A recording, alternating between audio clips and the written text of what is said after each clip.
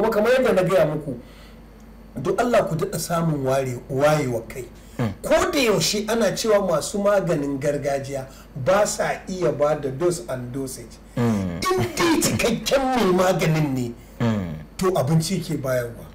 Na sha buga misali in zo in ce ka ga mutum ɗan shekara 40 30 50 za ka ga ya yi shekara da shekaru ina shan miyar gargajiya, miyar kubewa, miyar kuka, miyar karkashi. Da za ka ɗauko iya miyar kuka kawai ka ce don Allah lissafa mana dame ake haɗawa, tattasai, tumatiri, attarugu, albasa, waye duk gaba ɗaya. To sai ka tambayi mahaifiyarka ya kike haɗa waɗannan magungunan ba dosage.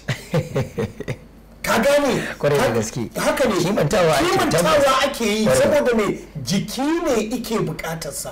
Abu ne wanda kawai in ka bawa jiki ka fahimta ko zai rayu da shi. Don haka ku gane in dai mutum fasihi ne mai ilimi akan harkar lafiya to duk fa abin da zai baka in dai harkar traditional medicine ne ba conventional medicine ba ko western medicine ba to ina tabbatar muku abinci ya baku.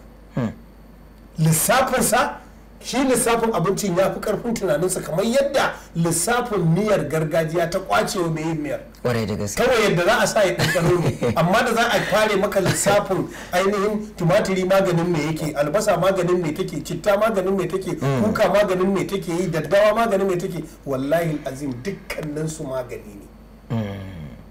To likita Allah ya saka da alheri. Haske mai ne ga gidan kowa Afirka TV. KTV3 tafarkin rayuwa.